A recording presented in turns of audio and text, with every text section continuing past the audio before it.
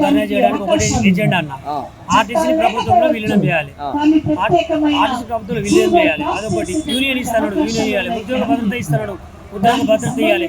మా తల్లిదండ్రులు కూడా తాల్నాక్ హాస్పిటల్ లోపల ట్రీట్మెంట్ లేదండి. అంటే తెలంగాణ తెచ్చుకుంది ఎందుకు? మేము మా తల్లిదండ్రులు ఉంటేనే మేము కదా ఇక్కడ వరకు వచ్చింది. మేము మా స్వతంత్రం కూడా మేము అడిగిన కోరికలు కావు ఇవి. రేవంత్ రెడ్డి సీఎం కాకముందు ఆయన ఇచ్చిన హామీ మేనిఫెస్టో కూడా చూపిస్తాను, నా మొబైల్లో ఉన్నది. ఆయన ఇచ్చిన మేనిఫెస్టో మేము అడుగుతున్నాం. కొత్త కోరికలు ఏం కోరుకోలేము మేము. అంటే అధికారంలోకి వచ్చిన 6 నెలలకే అమలు అసలే కాలేదు. ఇప్పుడు మీకు తెలుసు కూడా 2.5 years నడుస్తున్నారు. ఒక్క ఇచ్చిన అమలు కూడా ఒక్క పాయింట్ కూడా అమలు చేయలేరు. ఇదే పొన్నం ప్రభాకర్ 4-5 సార్లు కలిసినాం. సరే ఉద్యమకారుడు అని మేము కూడా నమ్మినాం. ఆయన ఉద్యమకారుడు వాళ్ళు కూడా మమ్మల్ని మోసం చేస్తున్నాం. ఇప్పటి కూడా మోసం చేస్తున్నారు. ఇప్పటి అన్న కేసీఆర్ 90% ప్రభుత్వంలో విలీనం చేసే ప్రక్రియ పూర్తి చేసిపోయాడు. మరి ఇది ఎందుకు అపాయింట్మెంట్ చేస్తున్నారో మాకు అర్థమవుతలేదు. అపాయింట్మెంట్ చేయడానికి ఇబ్బంది ఏమవుతుంది? సరే ఈ విలీనం చేయడానికి ఇబ్బంది అవుతున్నది.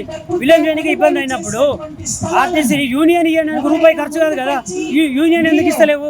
తెలంగాణ రాకముందు యూనియన్ అందరికి అవసరం ఉన్నాయి. తెలంగాణ వచ్చిన తర్వాత యూనియన్లు అవసరం లేవా? ఇప్పుడు సింగరేణిలో యూనియన్ ఆర్టీసీలో ఎందుకు ఉండదు? ఇవ్వాలి కదా, ఎందుకు ఇస్తలేరు మీరు? అంటే యూనియన్ వచ్చింది, తెలంగాణ వచ్చింది, అయిపోయింది. మేము ఎవరో సమర్థమన్నా? అది కాదు కదా.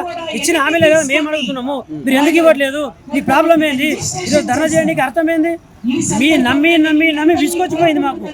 వీళ్ళు అమలు చేయాలనే పక్షంలోనే మేము బయటికి వెళ్తున్నాం. మేము బస్సులు పెన్ చేయడానికి రెడీ. అమలు చేస్తున్నాం. నువ్వు ఫ్రీ పథకం అంటే ఆశామాషి కాదు. 40 మంది ఎక్కే బస్సులో 144 మంది, 120 మంది. అయినా మేము రేవంత్ రెడ్డి మీద నమ్మకం ఉండి ఇప్పుడు కూడా మేము ఇష్యూ చేస్తున్నాం టికెట్లు.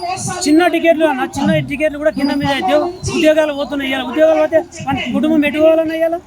చేసిన ఇబ్బంది ఎవరు? మీరే కదా చేసింది. నువ్వు సంఖ్యలు గుద్దుకొని నేను ఫ్రీ మహిళలకు 130 కోట్లు ఇస్తున్నా, నెలకు 150 కోట్లు ఇస్తున్నా. ఎవరికి ఇస్తున్నావు భయ్? నువ్వు పని చేసిన పైసలు ఇవ్వచ్చు. నువ్వు జీతమే. ఇప్పుడు నేను కండక్టర్, నాకు జీతం పెంచు. నువ్వు ఎందుకు పెంచలేవు? నేను 150 కోట్లు ఎందుకు ఇస్తున్నావు? నువ్వు ఆర్టికెట్ పెట్టి వాళ్ళ పైసలు లేక చేస్తున్నా. సిటీలో అన్నా సరే, పల్లెటూరులో నువ్వు ఫ్రీ ఇస్తున్నావు అంటే ఓకే. మన భూమి పనులు చేసుకుంటారు, పొలం పనులు చేసుకుంటారు, వాళ్ళకి ఫ్రీ. హైదరాబాద్లో నువ్వు ఫ్రీ ఇస్తున్నావు అంటే మీకు తెలిసిన కాడికి కూడా ప్రతి అమ్మాయి కానీ ఎవరైనా కానీ ఎంప్లాయీలో ఉంటారు కదా సిటీలో ఎంప్లాయీలే కదా. మరి వాళ్ళకి ఉచితంగా ఎందుకు ఇస్తున్నావు? వాళ్ళు ఇప్పుడు నేను ప్రాక్టికల్లో ఉన్నా కాబట్టి వాళ్ళు అనే మాటలు రేవంత్ రెడ్డికి నేను మీ ద్వారా చెప్తున్నా. నేను ఎవడు ఏమన్నా ఫ్రీ ఎందుకు ఇస్తున్నావు? ఫ్రీ మమ్మల్ని ఇబ్బంది పెడుతున్నావు. ఫ్రీ తీసేయి. మేము టికెట్ పెట్టి కొనుక్కుంటే నా స్తోమత ఉన్నది, నువ్వు తీసేయి. వాళ్ళు మాతో అంటున్నావు. ప్రతిరోజు మాతో అనే మహిళలు ఒక్క రోజుకు 1 to 50 మెంబర్స్ అంటారు అన్న. మన టీచర్స్ కానీ, పోలీసు వాళ్ళు కానీ, చిన్న వర్క్ చేసుకునే వాళ్ళు కానీ మేము వెళ్ళలేకపోతున్నాం సార్. ఇది ఏమి ఇబ్బంది మాకు? తీసుకొని పోవాలంటే మొత్తం అయితే లేదు, తీసేయండి అని చెప్పుకుంటే అంటే మేము చెప్తున్నాం అమ్మ మాతో కాదు పని. వాళ్ళు పెడుతున్నారు, మా అమ్మాలు చేసారు. ఇప్పటి నైట్లో అమలు అయింది అంటే నైట్లో మేము టికెట్లు ఇచ్చినాం. ఇదే ఆర్టీసీ లాభాల్లో ఉందని గొప్పలు చెప్తున్నారు.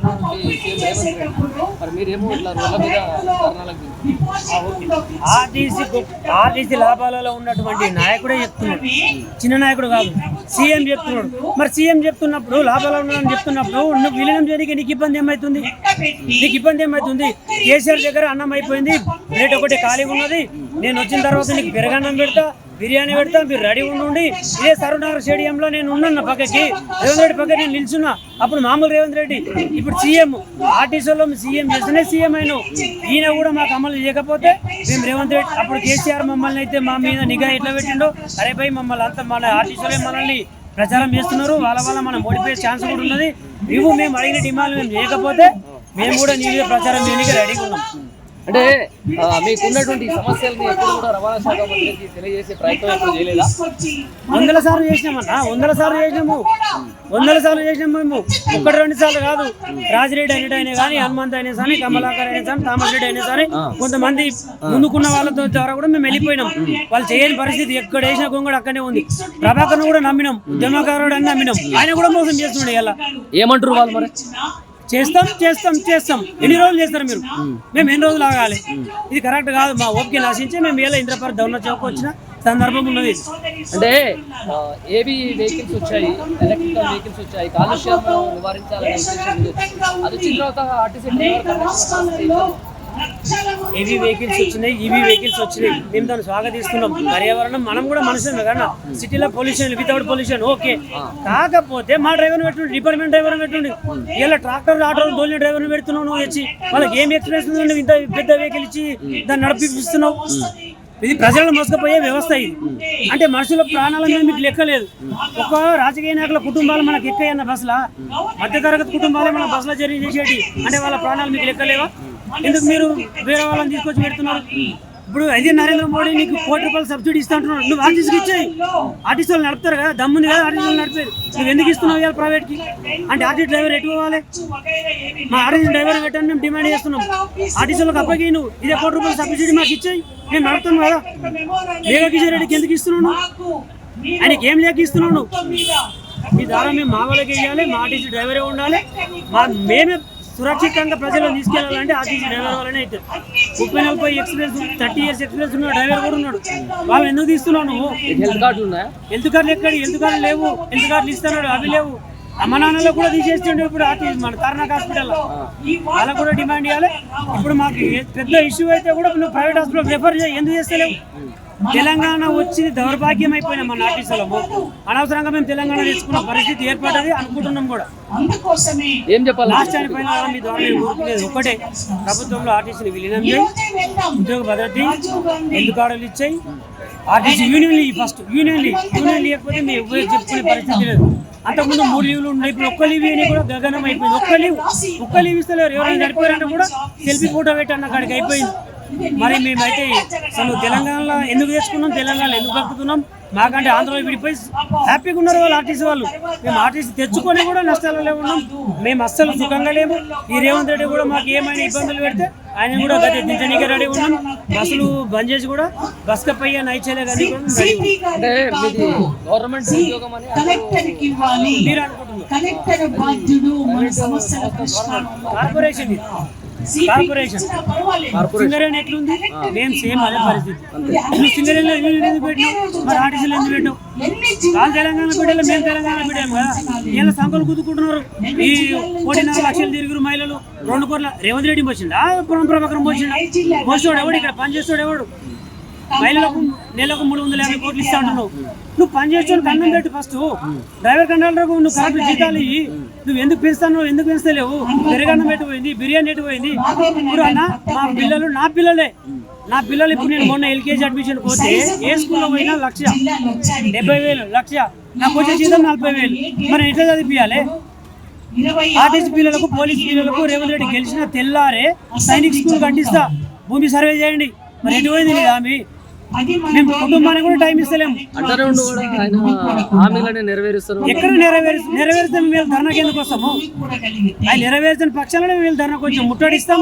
ఆయన మేము అరెస్టులు చేసినా ఏం కాదు, ఏం చేసినా ఏం కాదు. మేము దేనికైనా రెడీ అయ్యే వచ్చి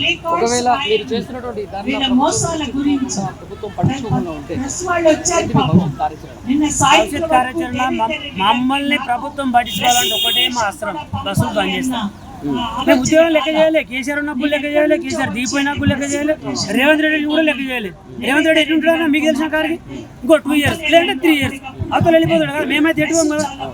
ఇంకా నాకు 23 years సర్వీస్ ఉన్నది. నేను ఆల్రెడీ నా 15 years ఎక్స్పీరియన్స్. ఇంకా నేను 23 ఏళ్ళు చేయాలి అంటే ఇంకా నేను 4 సీఎంలో నేను చూడాలి. వాళ్ళకి బాధ్యత కాదు. నా ఉద్యోగ భద్రత నాకు ఉన్నది, వాళ్ళకి లేదు. కాకపోతే వాళ్ళు ఇచ్చిన హామీలు మేము నెరవేర్చాలని అడుగుతున్నాం అంతే. ఇప్పుడు రేవంత్ రెడ్డి కూడా అంటే తెలంగాణ పెద్ద దిక్కే కదా. మరి ఆయన ఉన్నప్పుడు మేము ఇంకేం కూడా చెప్పాలి సమస్య. ఈ ద్వారా మేము కోరుకుంటుంది ఒకటే అన్న, ప్రభుత్వంలో విలీనం చేయాలి ఆర్టీసీని, మాకు ఉద్యోగ భద్రత ఇవ్వాలి. మా అమ్మ నాన్న కూడా తార్నాకెళ్ళి తీసేసారు. అది తీసేయకండి, దయచేసి మాకు ఉద్యోగ కార్డు ఇవ్వండి, ప్రభుత్వంలో విలీనం చేయండి. ఈవీ వెహికల్ తెచ్చినందుకు సంతోషమే. కాకపోతే ఆర్టీసీ డ్రైవర్ని పెట్టండి. ఆర్టీసీని కూడా ఈవీ వెహికల్ కూడా ఆర్టీసీకి అప్పగియండి. మీరు వేరే ప్రైవేట్ సంస్థలకు ఎందుకు అప్పగిస్తున్నారు? మేము అడుగుతూనే ఉన్నాం, వాళ్ళు రీజన్ చెప్తాను లేదు. మీరు చూస్తున్నారు ఎన్నో యాక్సిడెంట్లు అవుతున్నాయి, ఎన్నో వెహికల్. అంటే మీకు ప్యాసింజర్ ప్రాణాలు లెక్కలేవు. రేవంత్ రెడ్డి పెళ్ళం ఎక్కదు, ప్రభుత్వము మన ఆయన ప్రభాకరు కుటుంబాలు లెక్క రాజ్యాల్లో ఎక్కుతున్నారు అంటే మామూలు వాళ్ళు ఎక్కుతున్నారు అంటే మామూలు వాళ్ళు మీరు ఇడిచిపెట్టి గాయకు వదిలేస్తున్నారు. మీ ద్వారా ఒకడేనా మీరు మేనిఫెస్టోలు ఇచ్చినా మాకు అమలు చేయమని అడుగుతున్నాం. మేము కొత్తగా ఏం అడుగుతలేదు. మీరు ఇచ్చినా మాకు అమలు చేయండి. మీరు ఇచ్చినా మాకు అమలు చేస్తే ఇప్పుడు క్యాలెండర్లో మా ఇంట్లో పెట్టుకున్నాం. మీ మేనిఫెస్టో మొత్తం మీ ఇచ్చిన అమలు చేస్తే మేము కూడా నీ ఫోటో మా ఇంట్లో పెట్టుకుంటాం కదా. మీ ద్వారా మేము కోరుకుంటున్నాం ఒకటేనా మీ మేనిఫెస్టోలో ఏమి ఇచ్చారో అమలు చేయాలని